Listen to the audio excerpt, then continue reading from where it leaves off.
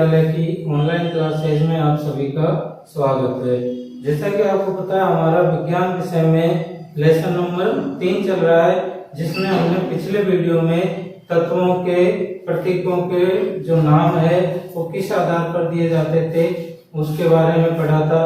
तो हमने पिछले वीडियो में बताया था कि पुराने समय में जो तत्वों के नाम है वो उनके प्राप्ति स्थान या उनके रंग के आधार पर व्युत्पन्न किए जाते थे, लेकिन बाद में जो है इनके नाम IUPAC पद्धति के अनुसार रखे जाने लगे। और कुछ तत्व ऐसे हैं जो जर्मन, लैटिन या ग्रीक भाषा के आधार पर उनके नाम रखे गए। तो हम कुछ तत्वों के लैटिन नामों के बारे में पढ़ेंगे, जो आपको याद रखना है, परीक्षा में पूछ लिए जाते हैं।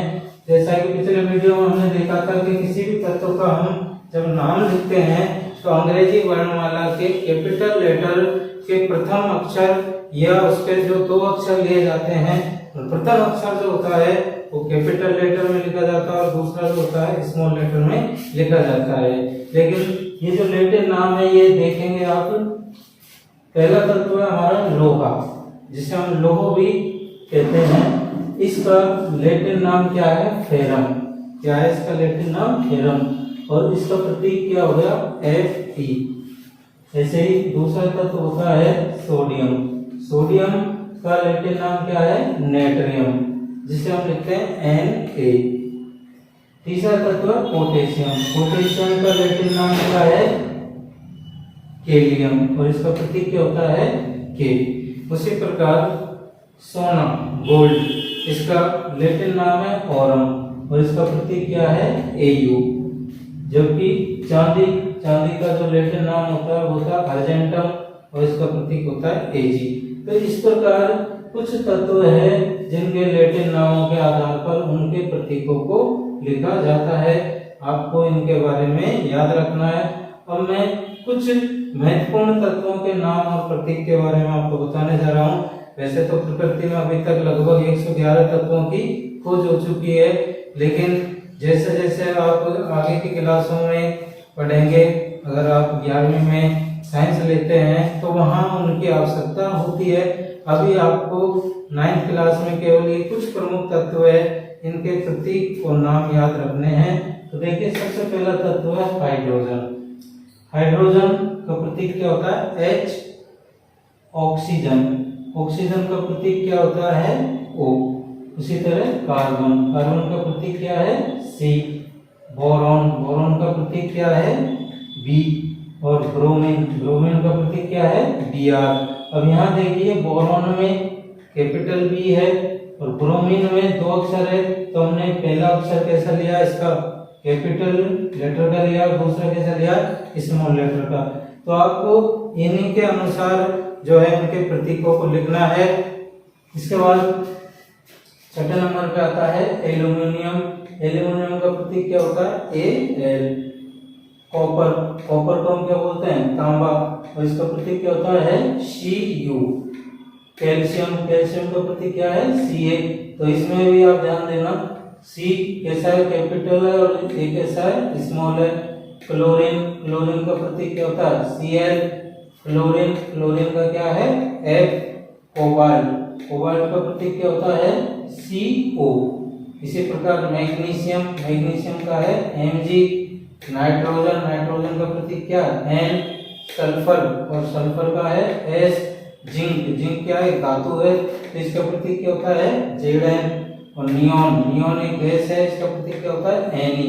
तो ये 16 जो है कुछ महत्वपूर्ण तत्व है जिनके बारे में आपको इनके नाम और प्रतीकों को याद रखना है। और ये इसलिए जरूरी है क्योंकि अभी आप 9th क्लास में इनको याद कर लोगे तो 10वीं में जब आप जाओगे तो वहाँ आपको जो है परेशानी नहीं आएगी। अब हम अपना अगला टॉपिक लेते हैं, परमाणु द्रव्यमान। तो आपने पिछले वीडियो में परमाणु के बारे में पढ़ा था। क्या होता है परमाणु? पदार्थ का सबसे छोटा कण जिसको विभाजित नहीं किया जा सकता, यानी कि अविभाज्य कण ही क्या कहलाता है? परमाणु। लेकिन बाद के अध्ययनों से पता चला कि परमाणु भी है जो छोटे छोटे कणों से मिलकर बना होता है। और वो कौन कौन से कण होते हैं? इलेक्ट्रॉन, प्रोटॉन और न्यूट्रॉन। ये तीनों मिलकर किसको बनाते हैं? परमाणु को। तो क्या सिद्ध होता है कि परमाणु को भी विभाजित किया जा सकता है। तो इसी से हम निकालते हैं परमाणु द्रव्यमान। तो क्या होता है परमाणु द्रव्यमान? ध्यान देना, परमाणु के भीतर उपस्थित कौन? Electron, proton, neutron. कौन होते हैं परमाणु के भीतर? इलेक्ट्रॉन, प्रोटॉन और न्यूट्रॉन के द्रव्यमान के योग को ही, यानी कि इन तीनों के द्रव्यमान का जो योग होगा को ही परमाणु द्रव्यमान कहते हैं। किसे कहते हैं परमाणु द्रव्यमान? परमाणु के भीतर मिलने वाले इलेक्ट्रॉन, प्रोटॉन और न्यूट्रॉन के योग को ही क्या कहते हैं? परमाणु द्रव्यमान कहते हैं। इसका जो मात्रक या इकाई होती है वो होती है AMU। क्या होती है? AMU, यानी एटॉमिक मास यूनिट। ये इसकी इकाई होती है। लेकिन आजकल IUPAC है ना, IUPAC का पूरा नाम मैंने आपको बता रखा है, international union of pure and applied chemistry. तो ये IUPAC जो एक संस्था है, इसने इसका एक नवीनतम प्रतीक दिया है, मात्रक दिया है। और वो क्या है? IUPAC के अनुसार इसका जो मात्रक होता है U, यूनिफाइड द्रव्यमान द्वारा प्रदर्शित किया जाता है। तब AMU ने लिखकर इसका मात्रक हम क्या लिखते हैं? U। अब हम इसको समझते हैं परमाणु द्रव्यमान को। जैसे देखिए ऑक्सीजन का परमाणु द्रव्यमान कितना है? 16 यूनिट। कितना है? 16 U, जो उसमें उपस्थित क्या 8 प्रोटॉन व 8 न्यूट्रॉन के कारण है। यानी कि नाइट्रोजन का ऑक्सीजन का जो परमाणु द्रव्यमान है 16, वो किसकी वजह से होगा?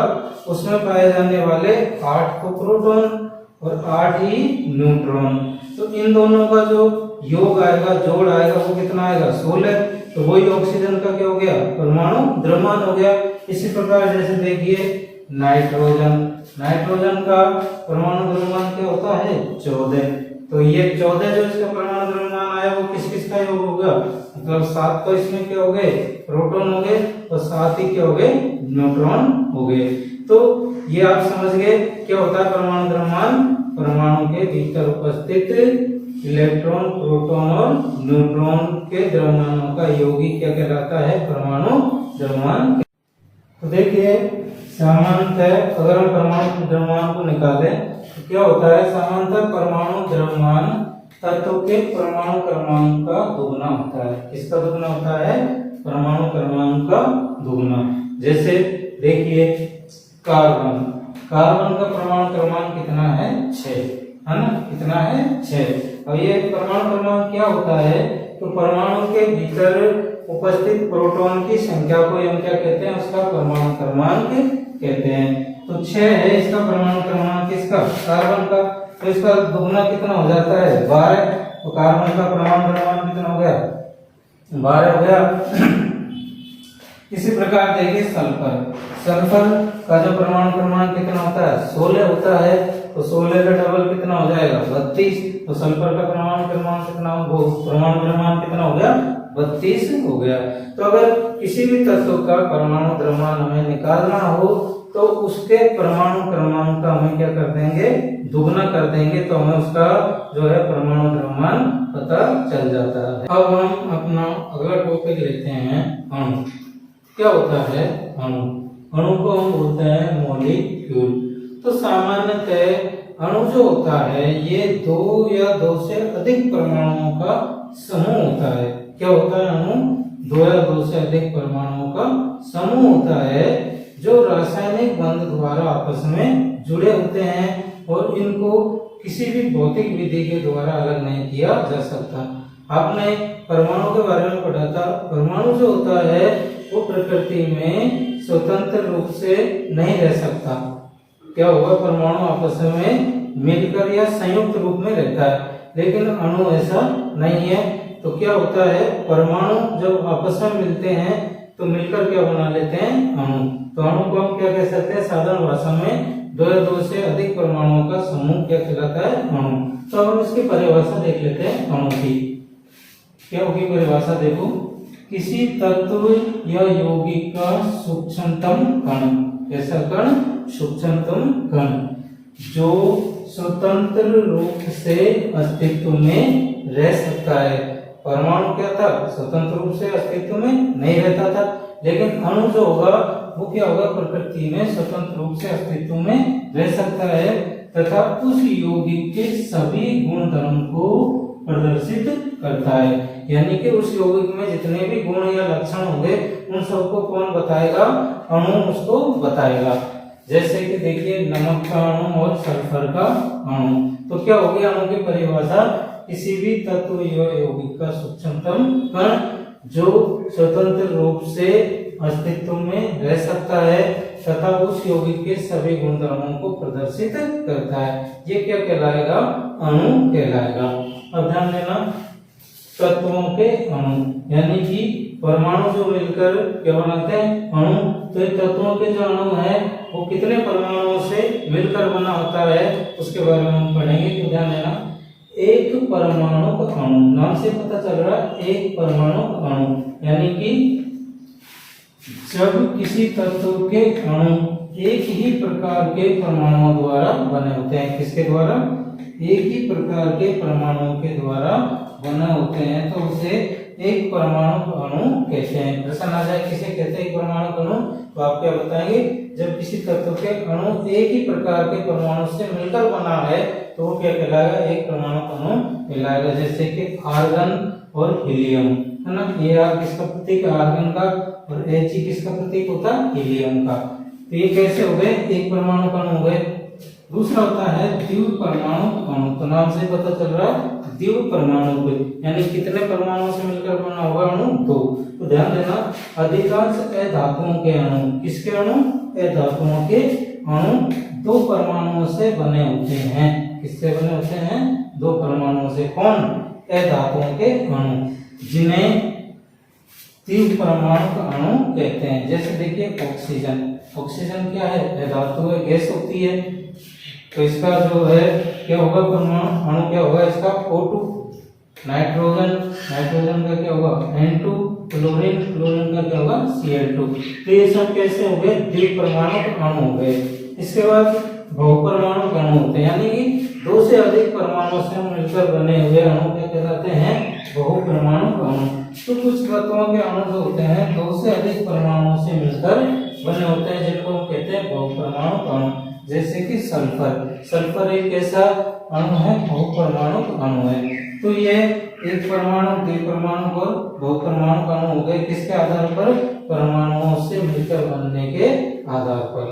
अब मैं अपने इस वीडियो को यहीं समाप्त करता हूँ। अगर आपको ये वीडियो पसंद आया हो तो इसे लाइक करें, शेयर करें, और इससे संबंधित कोई समस्या हो तो कमेंट बॉक्स में आकर कमेंट करें, और हमारे इस चैनल को सब्सक्राइब करें। धन्यवाद।